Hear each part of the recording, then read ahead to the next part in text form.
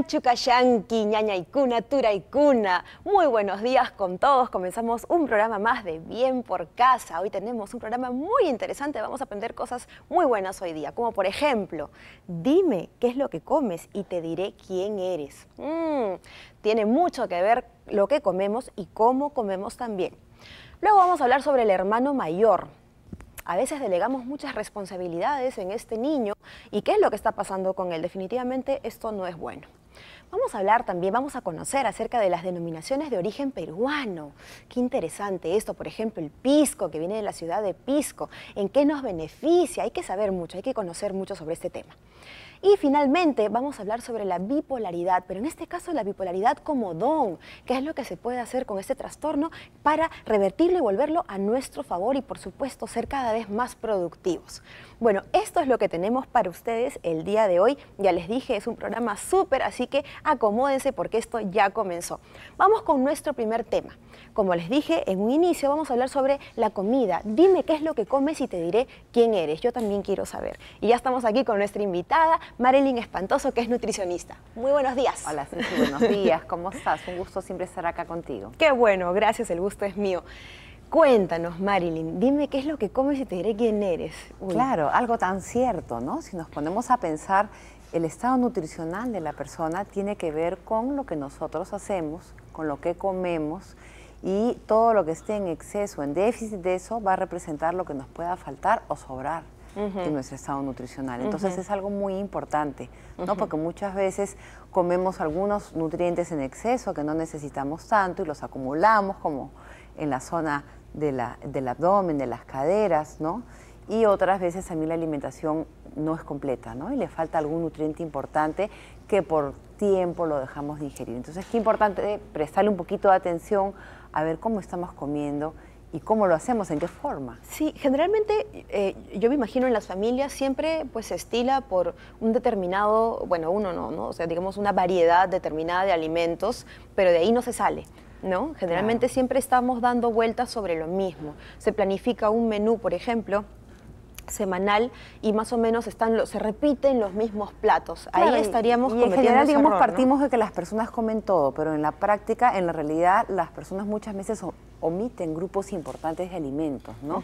Tenemos personas que, por ejemplo, no consumen lácteos y se pasan toda una vida sin esa fuente importante de calcio, o no consumen verduras, por ejemplo, tan importantes como fuentes de vitaminas, de minerales, de fibra en la dieta, o no les gusta las frutas y deciden no comer muchas frutas o no comerlas en absoluto, o tienen muy poca variedad también. Eso. Consumen 2 frutas y de ahí no salen, ¿no? Entonces, dentro del espectro de lo que es la alimentación completa, el ideal es que puede ser una alimentación balanceada, que sea lo más variada posible y que nos surtamos de todos los alimentos que están presentes en la naturaleza para que nuestro cuerpo pueda contar pues con esos nutrientes que necesitamos, ¿no? Una de las cosas que yo me imagino que digamos, en la cual creo que habemos muchas personas es, por ejemplo, el exceso de los carbohidratos, ¿no? En este caso, por ejemplo, el arroz, la papa. Sí, en general la dieta peruana es muy alta en carbohidratos, ¿no? Digamos, yo diría que es el problema principal en comparación a otros países como, por ejemplo, los países desarrollados o en Estados Unidos, en Europa, donde se consumen cantidades muy grandes de grasa y de proteínas. Aquí en el Perú,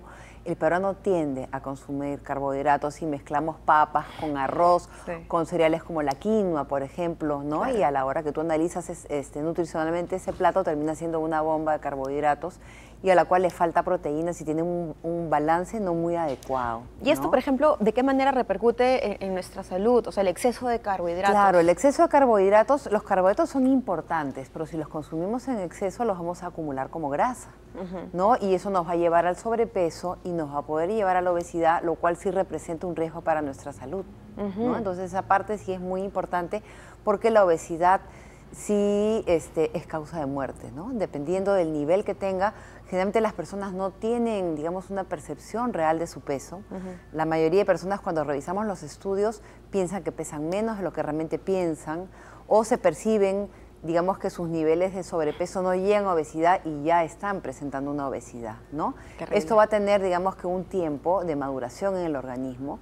La grasa abdominal generalmente es la que, digamos que se activa y comienza hacer cambios hormonales en el organismo que van a ser los que van a predisponernos para las enfermedades. Entonces ahí es donde aumentan tremendamente los riesgos de infarto, de generar diabetes, de tener factores de riesgo como la hipertensión, el cáncer, ¿no? Y esa es ahí la raíz de muchas enfermedades, porque el tejido adiposo en exceso acumulado en la zona visceral nos va a poner un perfil inflamatorio en el cuerpo. Claro que sí. Y las personas, por ejemplo, que comen de a poquitos, lo que se conoce como el que picotea, ¿no? Claro, digamos, estamos hablando ahí un poquito más del patrón alimentario. Eso Ajá. también es muy importante, ¿no? Porque generalmente nos fijamos en temas más gruesos como la composición de la dieta, pero no en los hábitos, Ajá. ¿no? Y también tiene eso un efecto en el organismo, ¿no?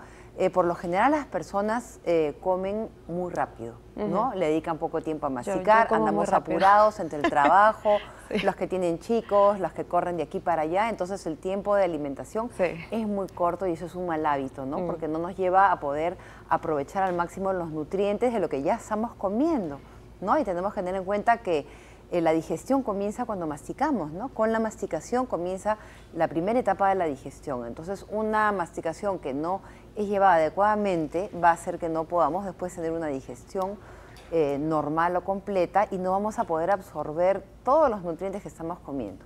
Segundo punto, eso nos va, digamos, que a hacer que comamos más, porque el tiempo de saciedad, digamos que para que sintamos la saciedad, hay un espacio de tiempo que se activan estos mecanismos en el estómago y le avisan a nuestro cerebro que ya es suficiente lo que hemos comido. Entonces, si yo una alimentación que debería llevarla, por ejemplo, en unos 30, 40 minutos, la como en 10 minutos, yo durante esos siguientes 20 minutos voy a seguir teniendo hambre, porque mi cerebro no va a haber registrado adecuadamente el volumen ingerido y voy a comer, por ende, más calorías de las que yo necesitara.